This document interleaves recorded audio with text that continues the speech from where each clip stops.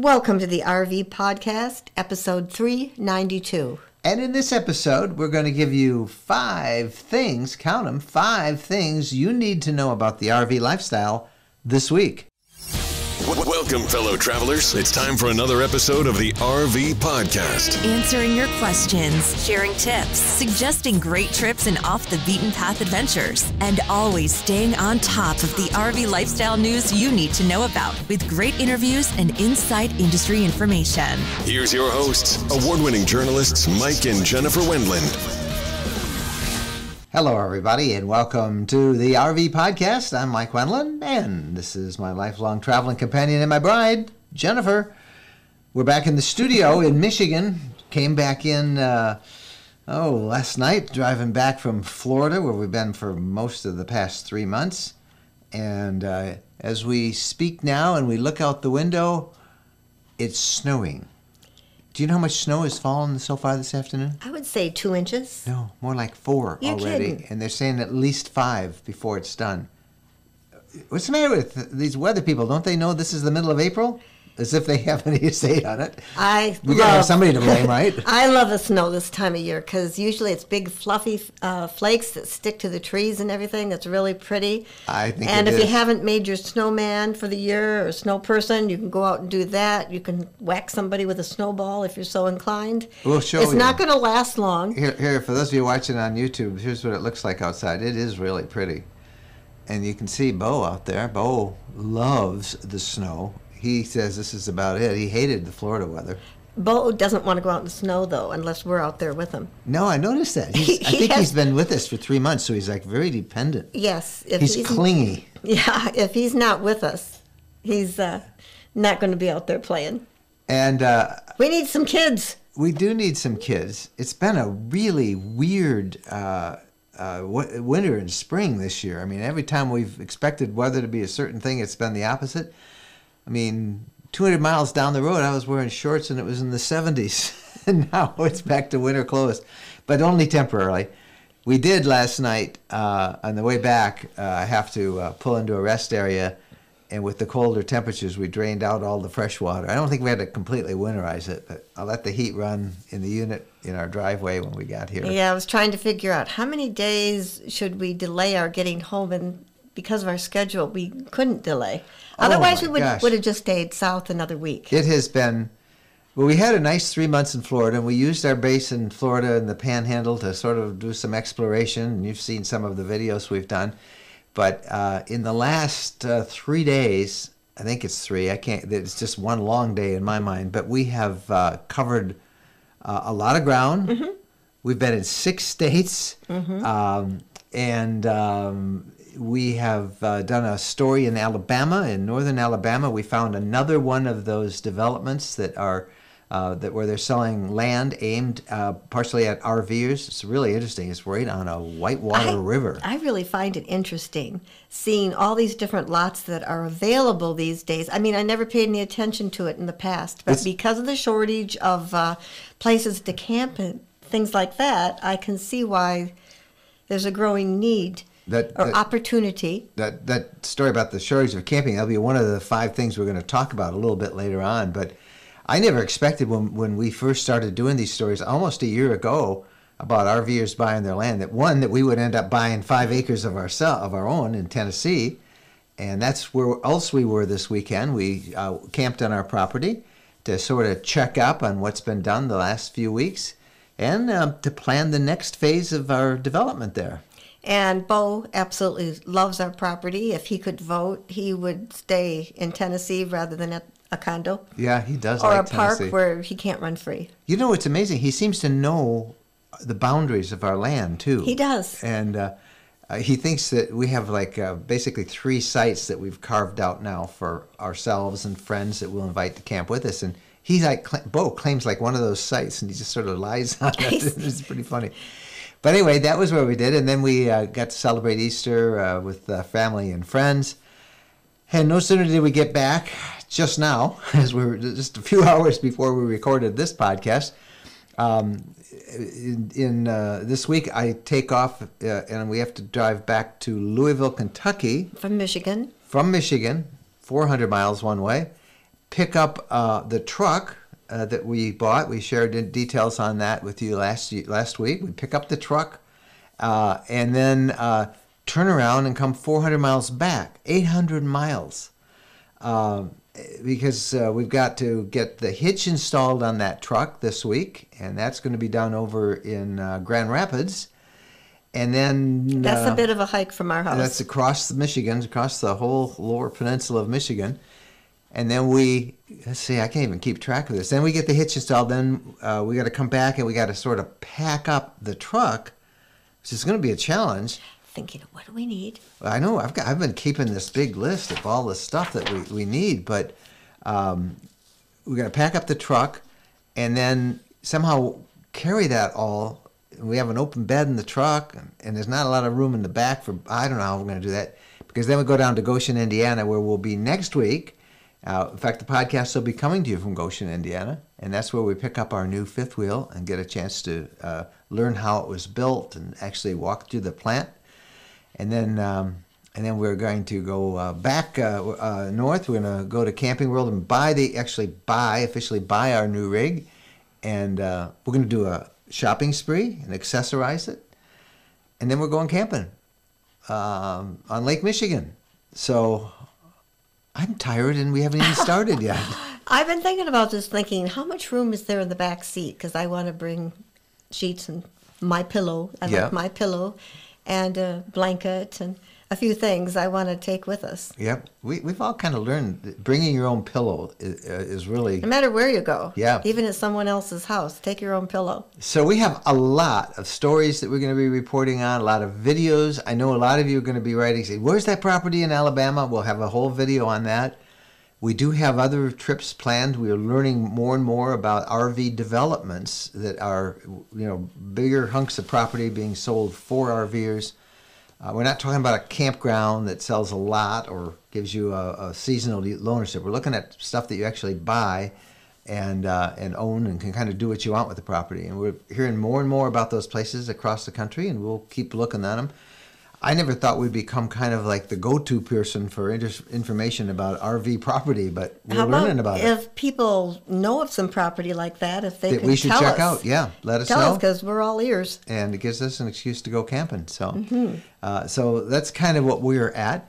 One of the reasons we stopped by our Tennessee property was for me to see how our Starlink satellite internet service would work there. And along those lines, it's not completely settled yet, but it didn't. Do you see a future when you put it up on a pole or somehow can get it up off the ground? Yeah, because we're waiting for one part, a pipe adapter on a telescoping pole that'll get it up close to 20 feet above the ground. That will help. The problem with it is trees. We picked our property. In fact, we're thinking of calling it the Wildlands. I don't know we got to come up with a name for our property there, but one of the reasons we picked it is because it has all these beautiful trees. And while we have a nice clearing to park the RVs and a kind of a common area for where we'll make the fire pit and some benches and stuff, all those trees are getting in the way of the satellite. And I did a quick check. You're going to have to clear cut our 5 acres. No. The beauty is we really don't need the satellite. I just would like to be able to use it and show how it works there. But we actually will have fiber optic cable. They're about ready to run the electricity down our road, and we can run fiber optic in. But that is a factor when you're thinking about Starlink is trees, because you do have to have a pretty clear view of the sky. And you need a lot of of open space, not just a little. Now, if I had climbed up on the roof and actually put it was raining too this weekend. If I climbed up there and put the antenna up there and used this little app I have, I might have been able to do it, to have it work, but the weather wasn't conducive to that. So. Thank you for not climbing up on the roof when it was raining. Yeah, so it's crazy. Hey, we had a lot of reaction to the story we did last week where we talked about exorbitant pricing on new and used trucks. The used truck that we're buying is a 2021, has about 28,000 miles on it, and I am paying more than it cost new almost 2 years ago. Now, that does not make me happy. Well, it doesn't that make doesn't me make happy me either. a happy camper. Yes, a happy trucker. I started thinking about this, and it just kind of made me think of like when there's going to be a hurricane and people want to buy generators and wood and water and things to prepare for the hurricane. Yeah.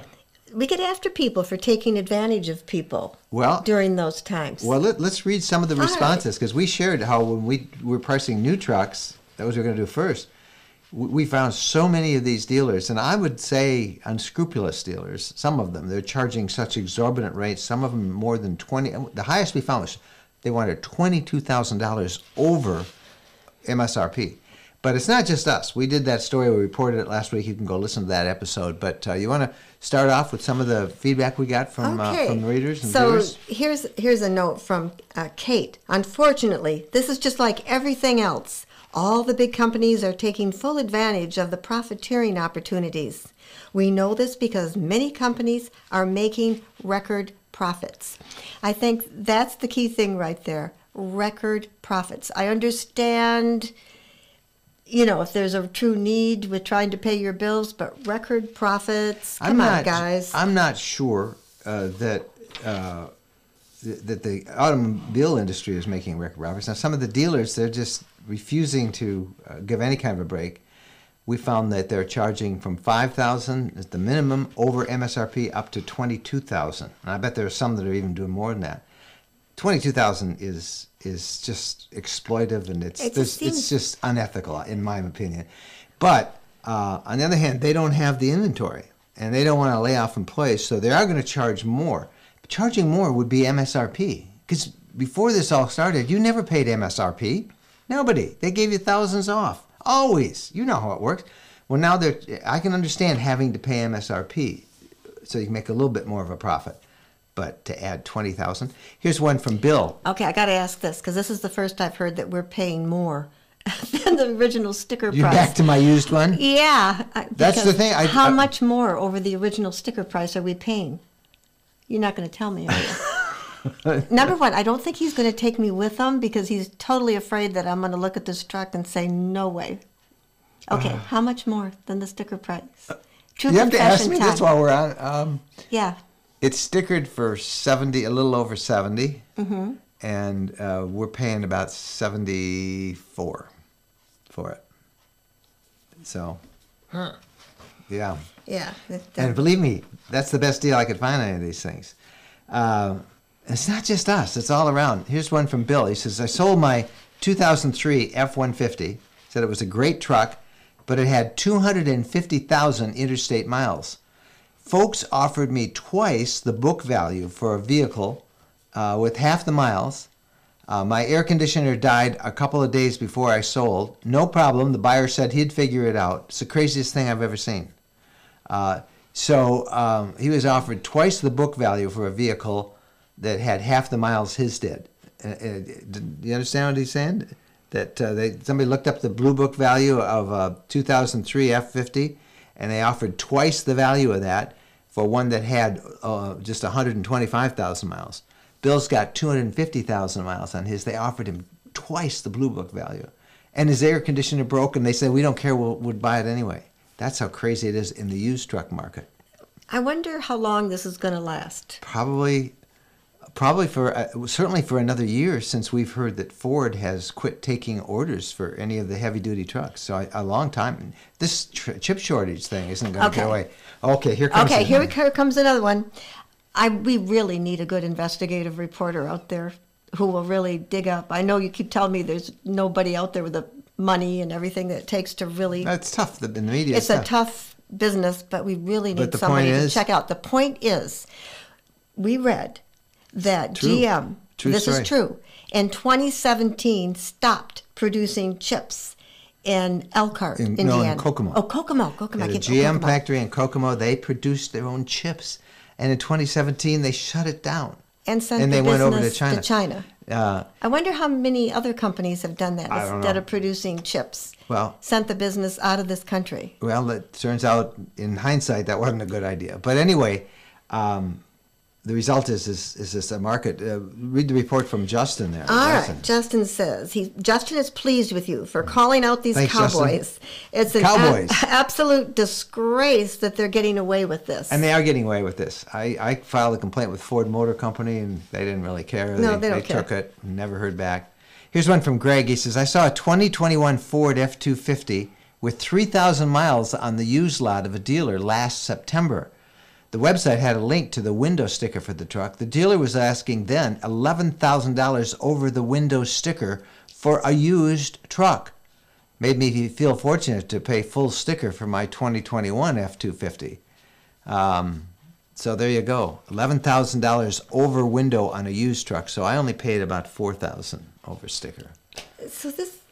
Crazy. I'm not doing well with this. At first I was being gracious, but now I'm getting really mad. Well, this has been a 2-month odyssey, and the good news is tomorrow I pick up the new truck, new to us, gently used Ford F-250 Laramie diesel 4x4, and then in a couple of days from there I'm going over to get the hitch installed, and we'll post pictures and we'll share all of that with Now you. the big question will be next week, will he allow me to go with him? No.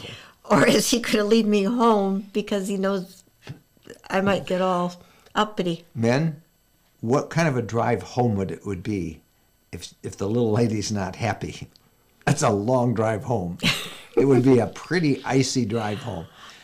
I think it's best I go bring it home and you can... I mean, I'm willing to go with you so that I can help drive. Yeah, right. Going down. No, I would help drive, and you could use that help. Yeah. But coming home, I've got to get comfortable in this. You'll find out next week. You'll see next week. Coward. Yeah, I'm going to go alone, I think.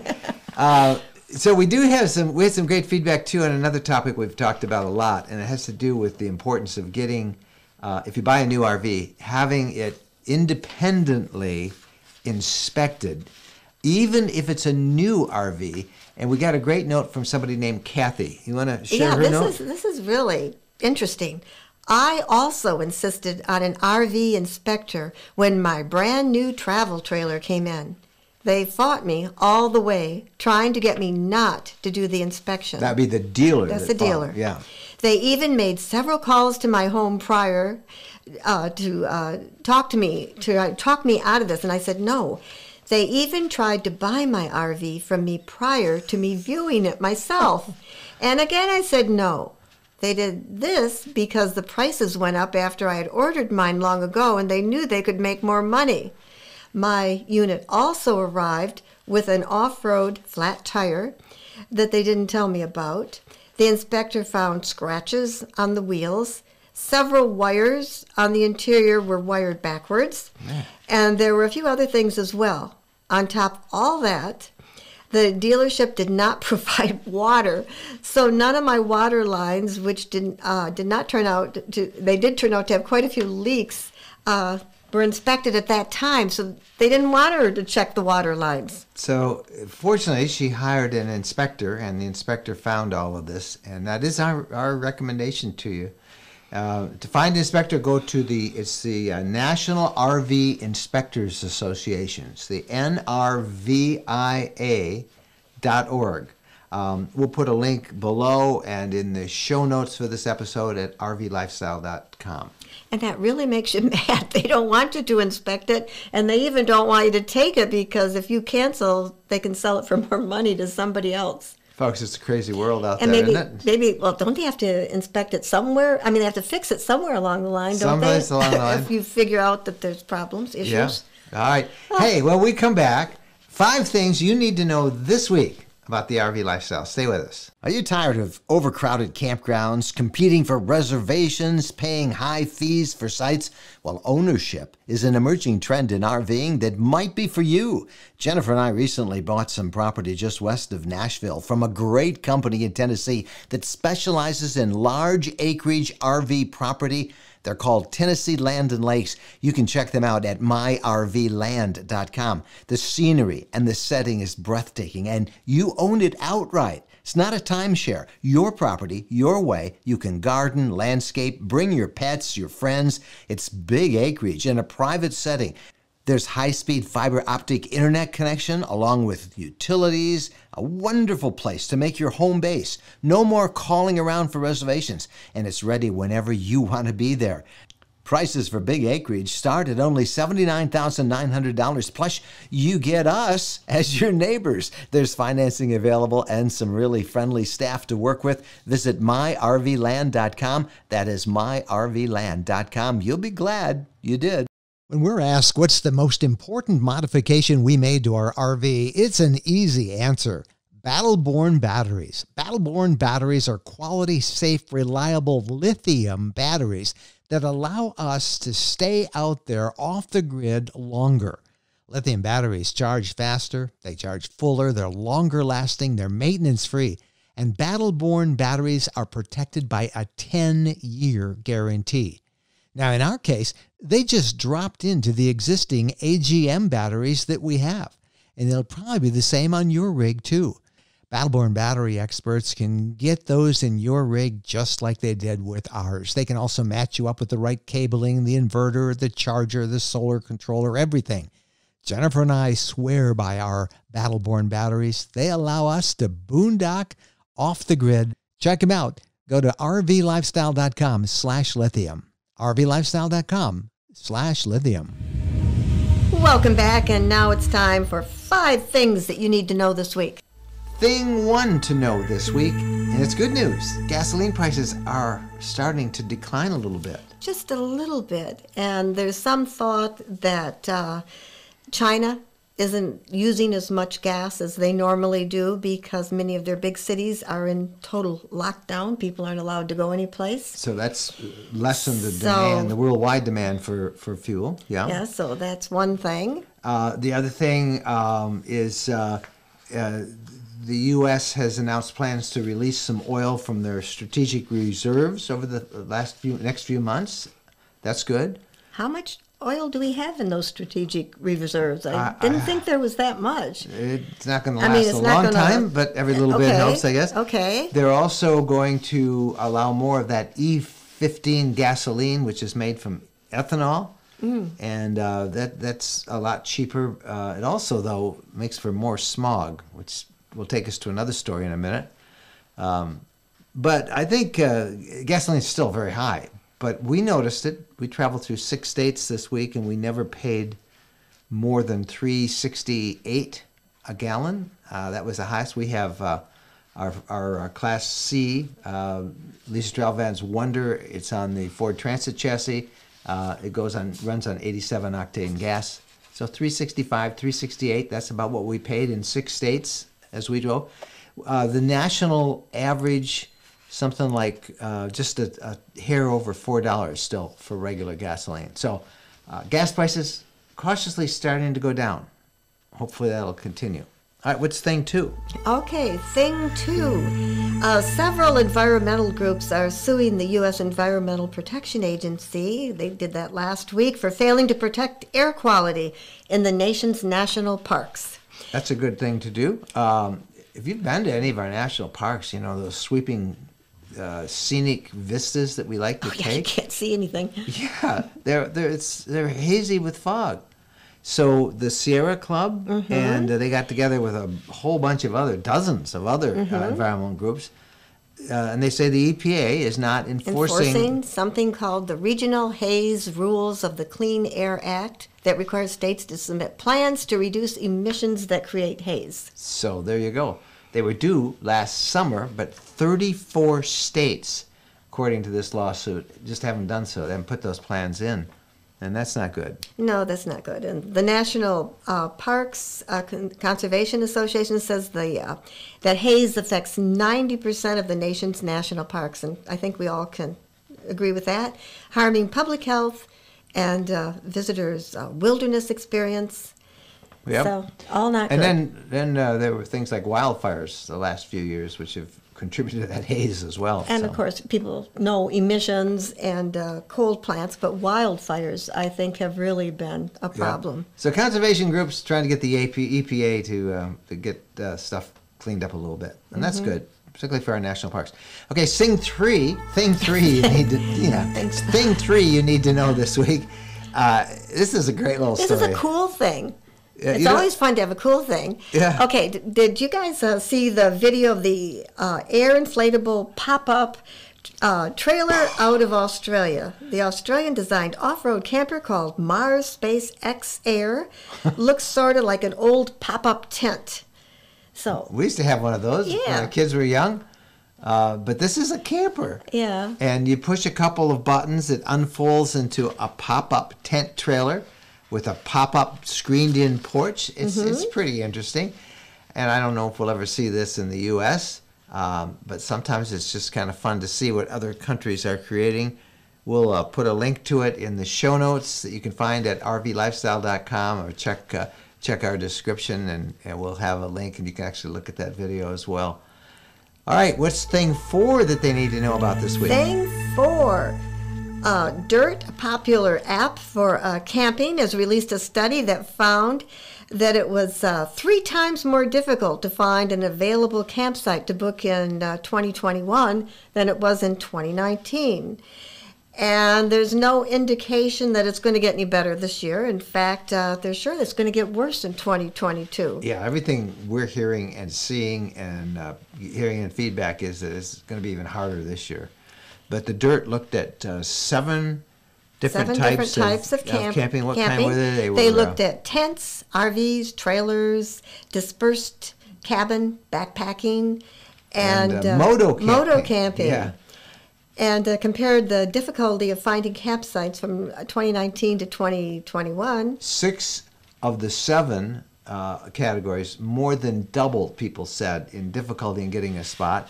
Those who trailer camped said 16% of campers said they had difficulty in 2019. 55% said they had difficulty last year, and that's pretty good. Nearly half of all the campers surveyed said they were having trouble finding a site in 2021. Worst areas of the place Are west in the mountains. Yeah.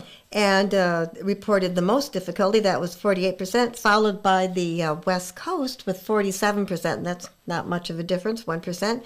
And New England, that was the least difficult region in which to book your camping spots, with just 37% of respondents encountering difficulty.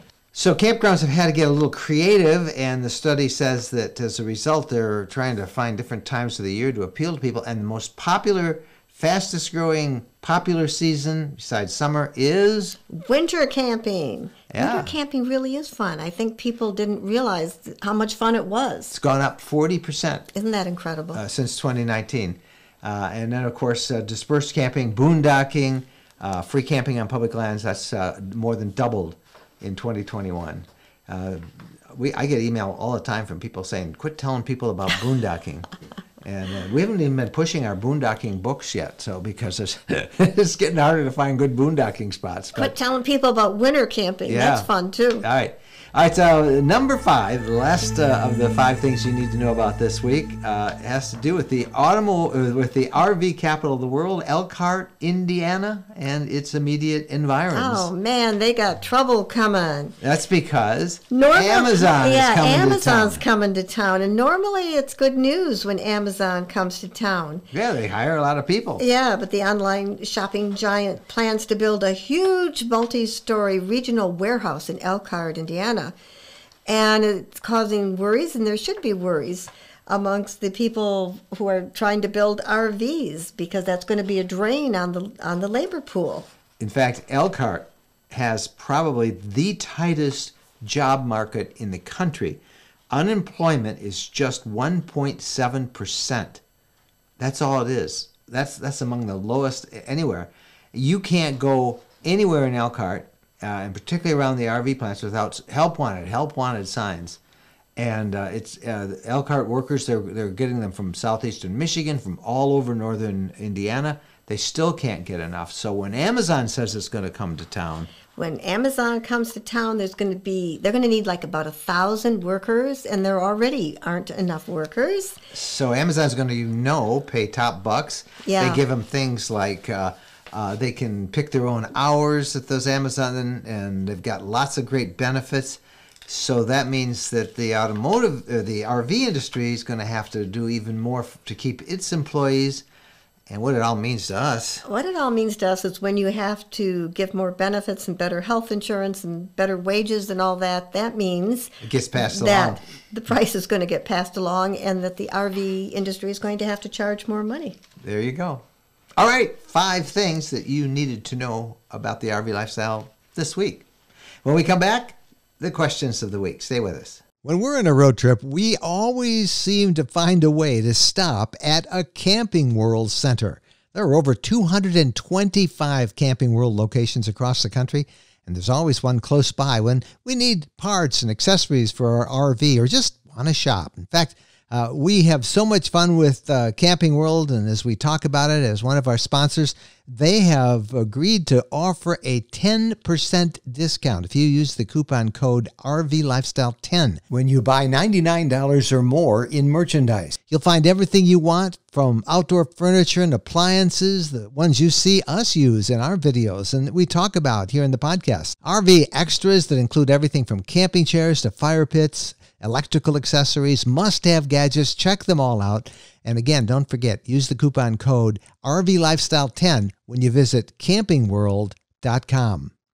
Welcome back, everybody. Time now for the questions of the week. We got 2 of them that we want to answer this week. You want to start with the first? Okay, the first one comes from Joan, and she says, I want to do the Natchez Trace Trail. Have you considered leading a group caravan of it? I think it would be awesome. With all your knowledge and guidance, it would be a great experience. Well, that's why we wrote the book, the 7-Day Adventure Guide to the Natchez Trace. We'll put a link in the show notes and in the description, and you can find that. But Joan, we would be terrible tour guides in an in-person caravan. Yes, I would be. Because I'm like, it's like I have ADD as we drive. And, oh, look at that. And I'll pull over. Can you see like 30 people? What are we stopping here for? We're supposed to not. And the amount of organization we'd have to do. Moving on. Yeah, I don't want to see that today. Oh my gosh, it'd be my worst nightmare to lead a caravan because all of the details. We've had people want to follow us along on some of our trips, and we say no because, well, we don't want to be responsible for them. We don't know where we're going to stop and start and when we're going to get hungry and, what we're going to do. Our slogan is, your adventure awaits, the RV lifestyle. And we literally believe that. It could be on the next bend. So if it looks nice down that way, we're just turning. And to think that we'd have to tell 30 people in a row, oh, hey, we're stopping here.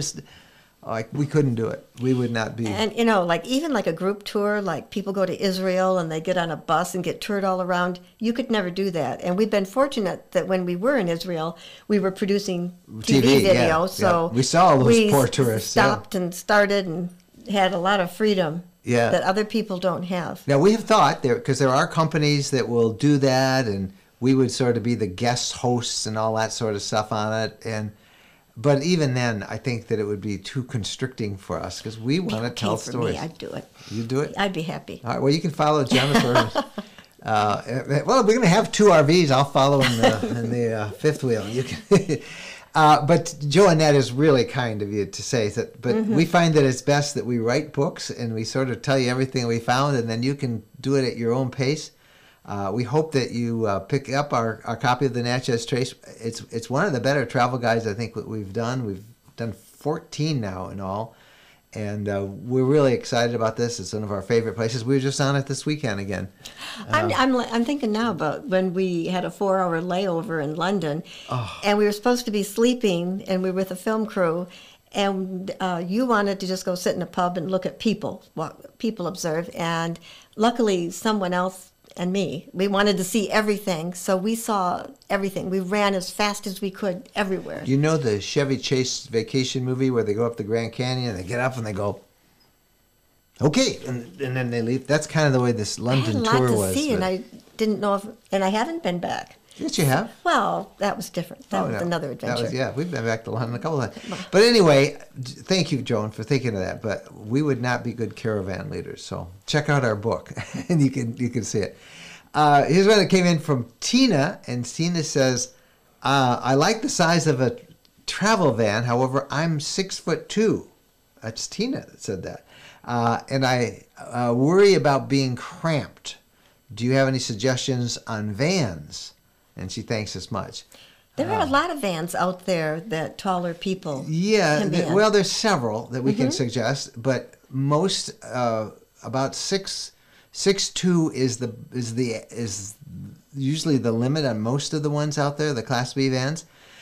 We do know of several that have longer. The biggest one for interior space is Pleasureway. They have that new On Tour model on the Ford Transit system that they introduced a year or so ago.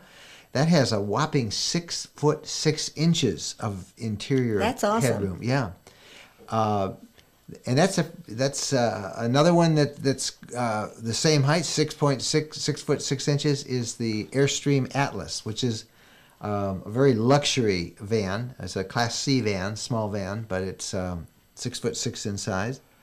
There is the Leisure Travel Vans Unity and the Leisure Travel Vans Wonder. We've had both of those. They're a respectable 6.5, 6.5 feet. So that would help you. And the Winnebago Travado is 6'3". So there's the four of them that we can suggest. There are others that probably you can find, and there's one model we've seen at the Tampa RV show that even has more. It's like 7-foot clearance, but I can't remember the name of it. Check out your vans. You can always search for any van you want and just search the name of the van and interior height, and you'll be able to get them. But it is hard. We hear that question fairly often. What do tall people do for a van? And the secondary question is the bed long enough? Yes. You got to find I was one just going to say that. Yeah. So whatever it is you want to go, actually lie in it, stand in it, and walk around. Sometimes that stand in the shower. Yeah, in the shower, and sometimes that headroom is less because they have a roof-mounted air conditioner that hangs down a little bit, and you might bump your head on that. You're probably used to ducking a little bit, being 6'2", but there are some RVs out there that have lots of room. That can accommodate you. Yep.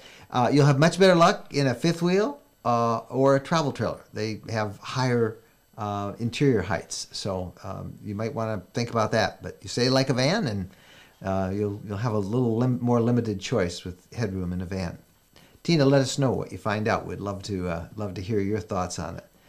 Well, that's it for another edition of the RV Podcast. Wish me luck in going to get this truck this week. We'll let you know how that adventure turns up next week. I'm feeling like we're living a soap opera here, my dear. It's going to be a fun week, I think. And we would love to hear from you. We'd love to hear your comments. We'd love to get your questions. Our email address, our personal email, you can reach us anytime, mikeandjen@rvlifestyle.com. Thank you guys so much for watching. Happy trails.